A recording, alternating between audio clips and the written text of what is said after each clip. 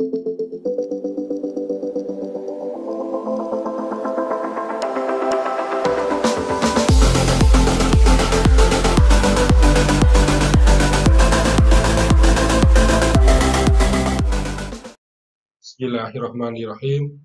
Assalamualaikum warahmatullahi wabarakatuh.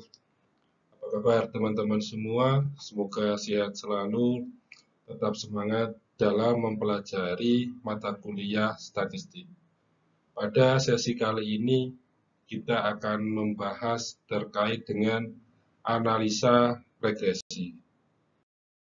Analisa regresi mempelajari tentang hubungan antara satu atau lebih peubah atau variabel bebas atau biasanya disimbolkan dengan X dengan variabel tidak bebas atau variabel terikat disimbolkan dengan Y.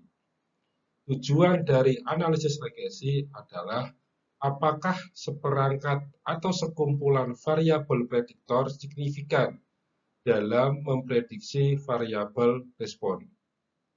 Yang kedua, variabel prediktor manakah yang signifikan dalam menjelaskan variabel respon. Kedua tujuan ini didapatkan atau dilakukan dalam melakukan analisa regresi. Gagasan tentang perhitungan terkait dengan analisa regresi ditetapkan oleh Sir Francis Galton, di mana pada persamaan regresi merupakan persamaan matematik yang memungkinkan peramalan nilai suatu peubah tak bebas dari nilai peubah bebas. Yang pertama, terkait dengan diagram pencar atau scatter diagram. Nah, diagram ini menggambarkan persebaran dari nilai-nilai observasi peubah tak bebas dan peubah bebas. Yang pertama, terkait dengan nilai peubah bebas, dituliskan dengan sumbu X atau sumbu horizontal.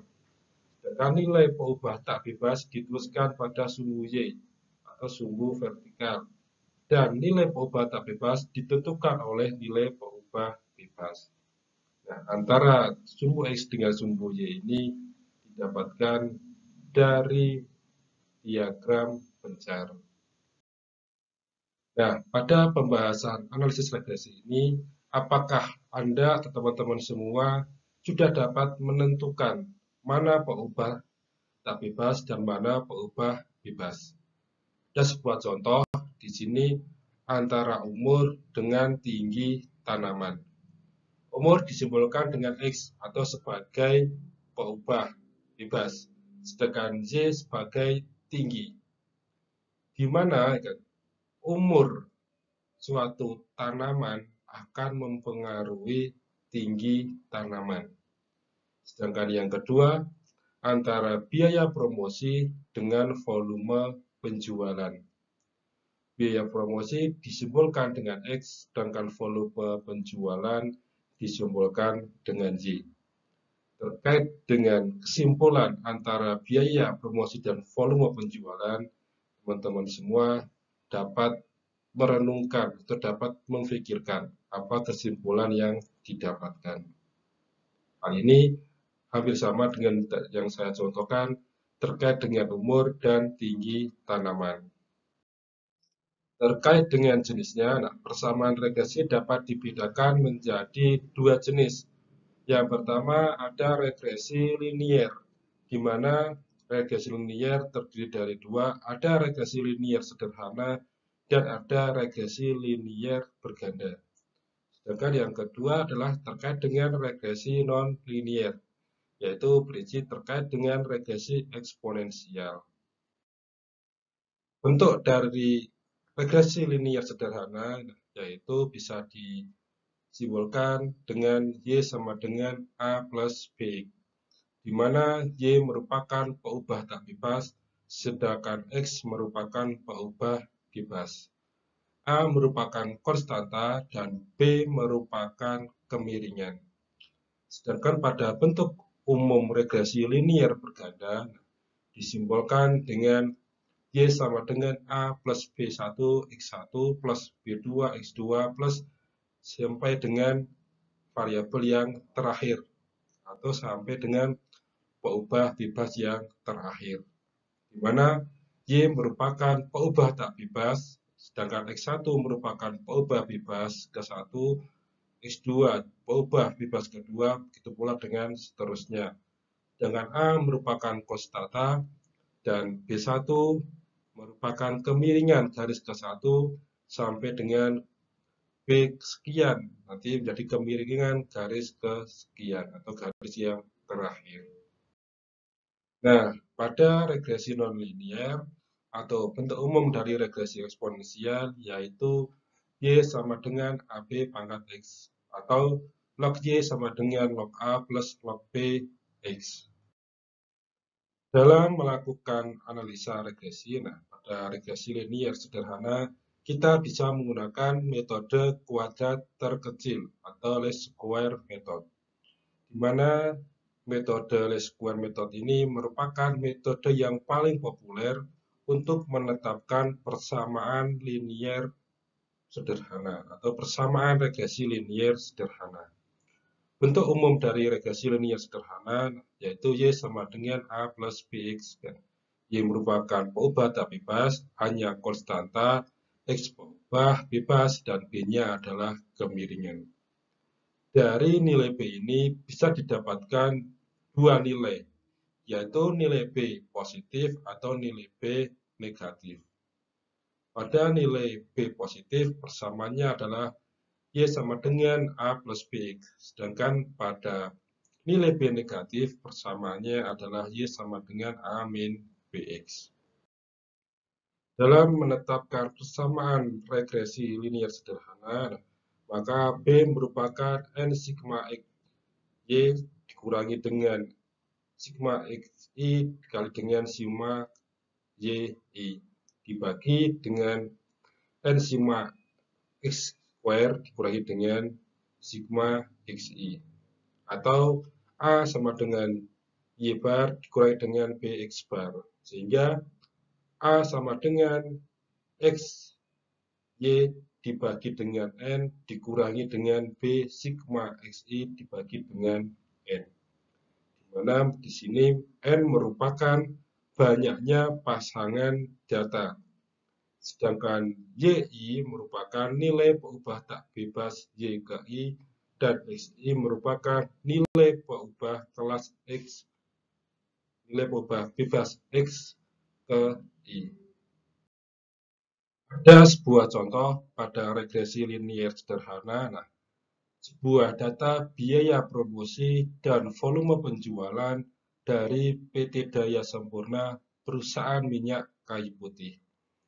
Di sini tertulis ada data yang dimulai tahun 2014 sampai dengan tahun 2019. Berikut dengan biaya promosi dalam juta rupiah dan volume penjualan dalam ratusan juta liter. Maka berikutnya yang kita lakukan adalah kita menghitung XY. XY tinggal kita kalikan X dikali dengan Y. Hasil dari perhitungan dengan X dengan Y menjadi sigma XY. Pula dengan X square dan Y square. Nanti menjadi sigma X square dan sigma Y square. Karena data ini selama data 5 tahun, maka N-nya adalah 5. Karena bentuk umum dari persamaan regresi linier sederhana adalah Y sama dengan A plus Bx, atau B sama dengan sesuai dengan rumus yang tertera, kita tinggal memasukkan angka-angka dari yang diperoleh pada tabel. Kalau kita masukkan angkanya, maka diketahui hasilnya adalah 1,053. Berikutnya pada menentukan A, kita mencari nilai A, yaitu A sama dengan sigma YI dibagi dengan N dikurangi B sigma XI dibagi dengan N, di mana sigma YI 40 dibagi dengan N 50 dikurangi dengan B 1,05 sekian dikali 26 dibagi 5. Hasilnya adalah 2,530. Jadi persamaan dari regresi linier sederhana adalah Y sama dengan 2,530 tambah 1,53 X. Pada regresi linier sederhana, ada contoh lain, maka diketahui hubungan biaya promosi X dalam juta rupiah, sedangkan Y, yaitu volume penjualan dalam ratusan juta liter, dapat dinyatakan dalam persamaan regresi linier sebagai berikut, yaitu Y sama dengan 2,530 ditambah 1,53X. Perkiraan volume penjualan jika dikeluarkan biaya promosi 10 juta rupiah. Maka Y sama dengan 2,530 ditambah 1,53X, X-nya 10, berarti Y sama dengan 2,53 ditambah 1,53 dikali 10, atau sama dengan 2,53 ditambah 10,53 sama dengan 13,06. Atau volume penjualan sebesar 13,06 dikali 100.000 liter. Sedangkan terkait dengan regresi linier berganda, pembahasan meliputi regresi linier dengan dua variabel bebas, X1 dan X2. Kita mengambil dua variabel bebas X1 dan X2. Dan satu variabel tak bebas yaitu Y. Maka bentuk umum yang digunakan adalah Y sama dengan A plus B1 X1 plus B2 X2. Di mana Y merupakan peubah tak bebas, X1 merupakan peubah bebas ke-1, X2 peubah bebas ke-2, A konstanta, B1 merupakan kemiringan garis ke-1, B2 merupakan kemiringan garis ke-2. A, B1, dan B2 didapatkan dengan menyelesaikan tiga persamaan normal sebagai berikut. Persamaan pertama yaitu NA plus B1 sigma X1 ditambah dengan B2 sigma X2 sama dengan sigma Y. Persamaan yang kedua, A sigma X1 plus B1 sigma X1 plus B2 sigma X2 X1 sama dengan sigma X1 Y. Sedangkan persamaan yang ketiga, A sigma X2 ditambah dengan B1 sigma X2 sigma X1 ditambah dengan B2 sigma X2 sama dengan sigma X2 Y, di mana N merupakan banyaknya pasangan data, Y merupakan nilai peubah tak bebas Y ke I, X1I merupakan nilai peubah bebas X1 ke I, dan X2I merupakan nilai peubah bebas X2 ke I. Terdapat sebuah data volume penjualan dalam juta unit kendaraan atau mobil dihubungkan dengan variabel biaya promosi X1 dalam juta rupiah per tahun dan variabel biaya penambahan aksesoris X2 dalam ratusan ribu rupiah per unit. Adapun datanya sebagai berikut. Diketahui data X1 yaitu terdiri dari 2, 3, 5, 6, 7, dan 8. Sedangkan X2 yaitu terdiri dari 3, 4, 6, 8, 9, dan 10. Sedangkan Y terdiri dari 4, 5, 8, 10, 11, dan 12. Maka di bawah kita jumlahkan, diketahui hasilnya adalah X1 31, X2-nya adalah 40, dan X3-nya adalah 50. Maka kita tetapkan persamaan regresi linier berganda A plus B1 X1 plus B2 X2. Maka langkah berikutnya kita menghitung X1 dikali dengan X2, kita menghitung X1 dikali dengan Y, X2 dikali dengan Y, X1 square, X2 square, dan Y2 square. Nanti hasilnya dijumlahkan sehingga diketahui sigma X1 X2 adalah 239, sedangkan sigma X1Y 296, sigma X2Y sama dengan 379, sigma X12 1 kuadrat 187, sigma X2 square 306, dan sigma Y square hasilnya 470. Berdasarkan data tersebut, maka kita ketahui N-nya adalah 6. Berikutnya adalah kita memasukkan notasi-notasi pada 3 persamaan normal sesuai dengan rumus yang sudah tertera. Sehingga kita akan mendapatkan 3 persamaan yang terdiri dari persamaan pertama 6A plus 31B1 plus 40B2 sama dengan 50. Persamaan yang kedua 31A ditambah 187B1 ditambah 239B2 hasilnya 296. Sedangkan persamaan yang ketiga 40A ditambah dengan 239B1 plus 306B2 sama dengan 379. Berikutnya kita melakukan eliminasi, yaitu yang pertama kita menghilangkan A. Persamaan yang kedua, 31A plus 187B1 plus 239B2 sama dengan 296. Persamaan yang pertama, 6A plus 31B1 plus 40B2 sama dengan 50. Di sini kita akan melakukan eliminasi atau menghilangkan A. Maka 31 itu dikalikan dengan persamaan yang bawah, yaitu dikalikan dengan B1 dan B2. Atau 31 dikalikan dengan 31 dikalikan dengan 40. Yang berikutnya, yang 6A, yang bawah, yang persamaan 1, 6, dikalikan dengan persamaan yang kedua, yaitu dikalikan dengan 187. Dan 6 dikali dengan 239.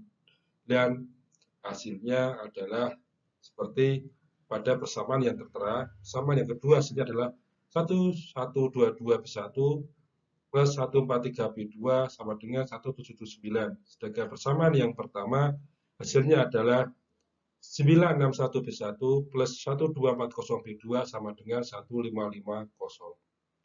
Berikutnya, persamaan kedua dikurangi dengan persamaan pertama menjadi persamaan keempat. Jadi yang 189 itu Anda sudah dicoret, maka di sini menjadi persamaan yang keempat, yaitu 161B1 plus 194B2 sama dengan 226. Berikutnya kita akan melakukan eliminasi lagi, yaitu persamaan ketiga dengan persamaan pertama. Sama dengan tadi kita akan menghilangkan A-nya. Maka yang atas dikali dengan yang bawah dikali dengan yang atas. Maka didapatkan persamaan kelima, yaitu 194B1 plus 236B2 sama dengan 274. Berikutnya terkait dengan eliminasi B1 dan mendapatkan nilai B2, maka persamaan kelima dikurangi dengan persamaan keempat. Hasilnya adalah B2 sama dengan 0,75. Yang pada eliminasi B1, ini juga sama, kita melakukan eliminasi seperti langkah-langkah yang sebelumnya.